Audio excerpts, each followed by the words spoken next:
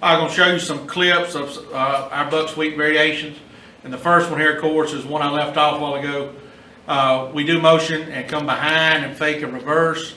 And anytime we do that, we don't have any read going on. We cancel any kind of steal call where we would read that big gap guy, so we should be scooping him. We may block it wrong, but just one example of how we do it. Really work on our backs, getting in the hip pocket of that guard. And again, backside guard don't block a soul, but main thing here, we want to show you some examples as far as the different type of motion. Now here's one where we're going to motion. It's an empty set for us. Motion of X receiver. He was a pretty good player for me. Motion him back here and run it with him. And we taught him basically the buck sweep and the counter we run off of it. Just another way to get your athlete the ball. And all he does, anytime, going back to that one, normally he's on the line by X. Anytime we tag him in any kind of motion, he just communicates with the Z that he's got to get on. Even if the Z's over here on the back, on the play side, he'll communicate with him. But Z is the one that always, if X comes off the line, Z's the one that's got to get on, no matter where he's at, whether he's beside him or on the opposite side. But we already saw that one. Now here's one. I did not go over this with you, but if we get an A-gap guy to the front side, we don't pull the guard. We stay in. We have a stay call, and basically the backside guard now becomes the kick-out guy. I may post a video going in more detail about blocking scheme, but a lot of shotgun wing teams block it the same way. We don't necessarily love running it with a one technique to the play side, but we will. And again, our offensive line this particular year was not the greatest. This scheme's been a good scheme for us.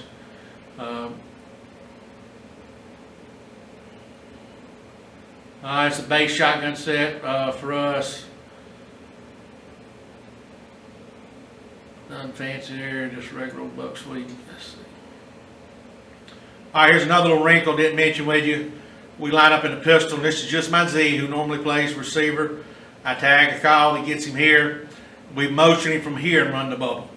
Still stalk, still run the bubble. Just a little eye candy. Still running the buck sweep though. Just dress it a little bit different. And we will throw it out there to him some. It just depends.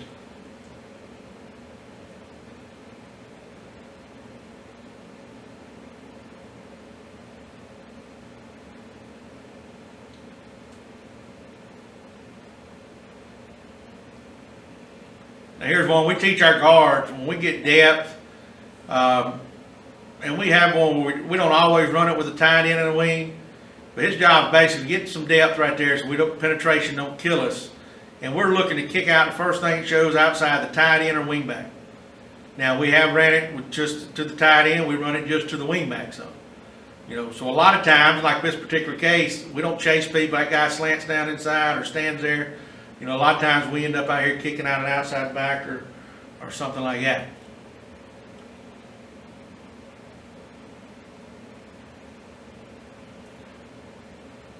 There's us under center.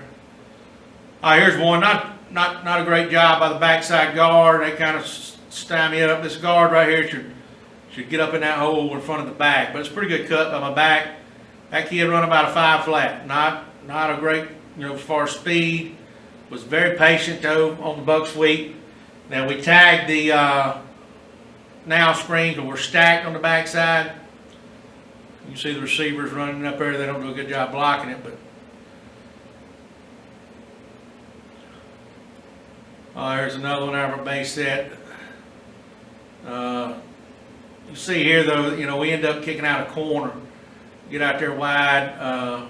Everything's pinned in.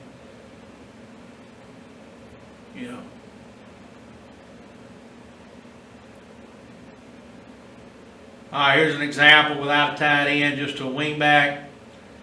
And our wing back does a pretty good job. We don't necessarily chase a guy. He's kind of almost head up. The guy just sits there.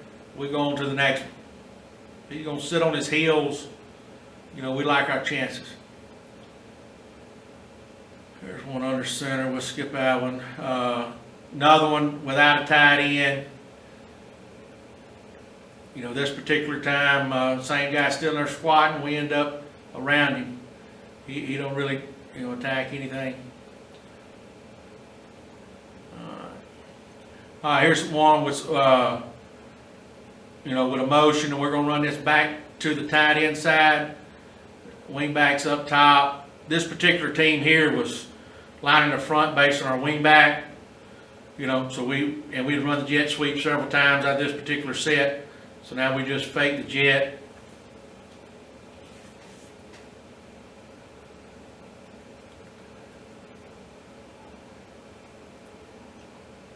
Or actually, that's our slide motion. I lied. We don't fast the proximity fake I went over a while ago. He's a little bit deep. He should aim a little bit more. We just want him running across. It's just a proximity fake.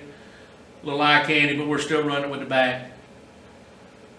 Now we can do that same action, fake it to him, arc the back just like he would on the jet, and run it with the quarterback.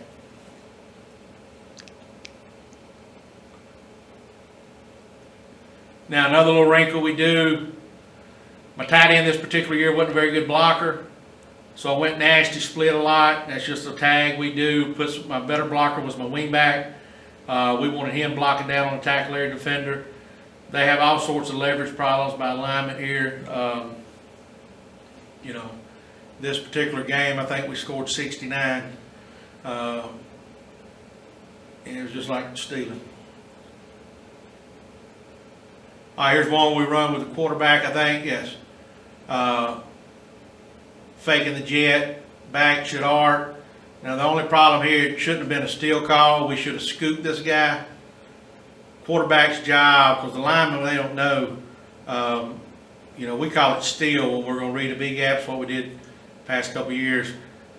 Quarterback's got to relay to them. We're not going to do that. That would get him to a scoop. You know, we turn the guy loose, and just by the motion there, it kind of holds him enough. All right, here's another one with the just a proximity fake. We just run the guy across in front. We're going to time it about like we would if we was going to fake the jet. Now this particular time here, we got a one technique, A-gap guy strong. So it's a stay call. So now the backside guard's the kicker. Still a good play for us. Now I had a pretty good back this year, which we don't always have that luxury, but we really work on that cutback, you know, running the grass. Here's one where we throw the now screen up top. It's not a great throw, you know, but the way we do it, it's pre-snap for us. This quarterback here, I let him make his mind up beforehand. He looks out there. If he thinks that guy's a little too tight, he can throw it. Or I can tag it for him, you know, and help him out. But everybody else is running buck sweep. But we throw the now screen instead of the bubble where we're going to block number one. But the ball's thrown behind the guy. This kid here was not very fast, so we're kind of taking advantage of him. He took a bad angle. Good play for us. All right, here's one. You can't see the whole set, but we're unbalanced. We got an unbalanced set over here. We got a, you know, we got our tight end flex plus two receivers. We basically got one guy covered up. They were a straight man team, and they would. But anyway, we got a steal call back here. We should be reading this guy. Now this guy here is going to jump inside. We should fan out there. He jumps inside, and the quarterback just naturally reacts outside. Ends up being a pretty good play. But you see the read there. This guy's going to run and chase, so he gets the pull, and then, you know, the other guy jumps inside, so it ends up being a big play for us. Here's one where we're going to fake the bubble. We don't block it correctly. We should be scooping this guy. My tackle screws up, but this is an empty set for us. Tight end wing trips away. We just raise up, peek at the bubble, and then run it with the quarterback.